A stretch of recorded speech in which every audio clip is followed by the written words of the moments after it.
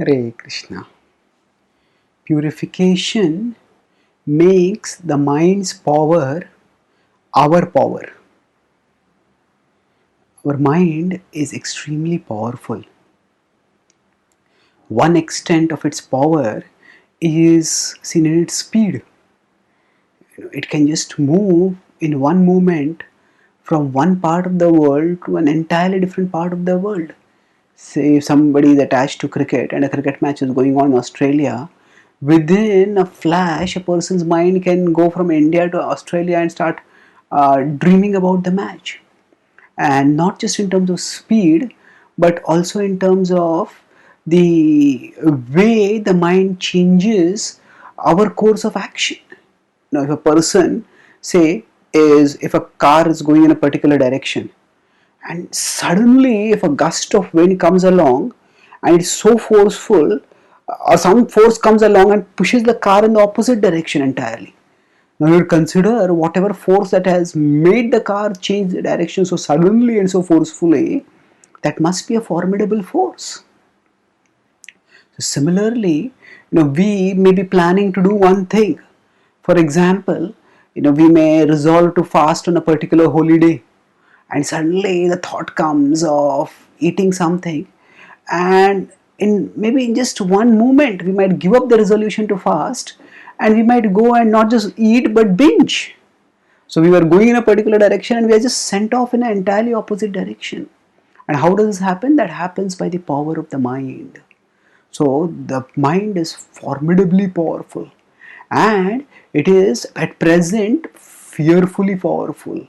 Its power is scary because its power often works against our best interests.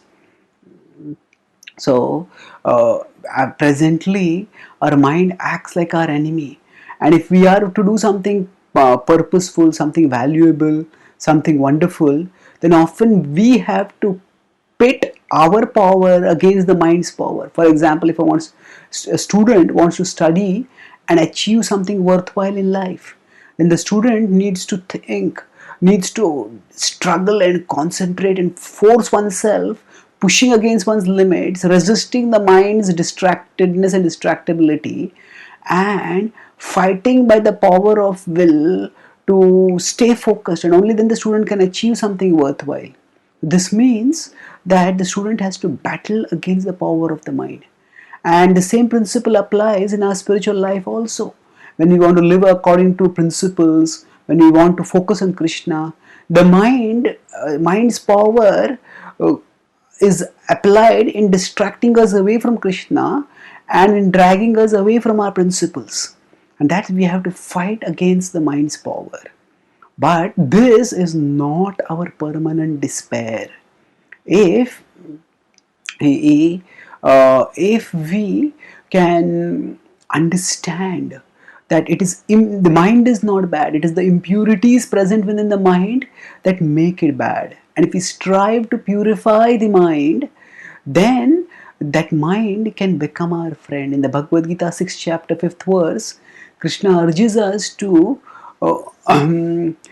make the mind our friend when it says that Uddhare it says that Bandhuratmatmanastasya yenatmaivatmana jitah anatmanastu shatrutve vartetatmaiva shatruvat.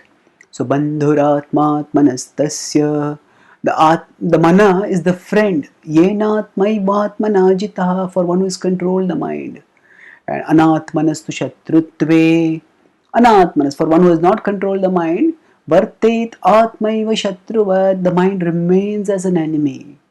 So we need to purify ourselves so that the mind will not be an enemy but be our friend. And this purification happens most expeditiously by the practice of Bhakti Yoga. Bhakti connects us with the source of supreme fulfillment, Krishna. And although the mind may not find Krishna and remembrance of Krishna joyful initially, if we stay fixed and focused in the service of Krishna, then gradually the mind starts realizing, oh, this is actually good. Remembering Krishna, serving Krishna is joyful, it is wonderful. And then gradually the mind starts abandoning whatever conceptions it had of what will give its pleasure. And that the mind is giving up its misconceptions of pleasure and recognizing that Krishna is the source of supreme pleasure. That is the essence of purification. And once we become thus purified, the mind is always searching for pleasure.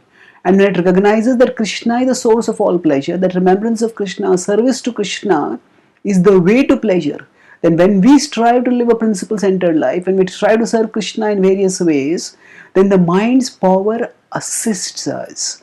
So when the mind starts naturally going towards Krishna, towards constructive things in Krishna's service, then the mind becomes our friend. And thus purification makes our mind's power our power. Thank you.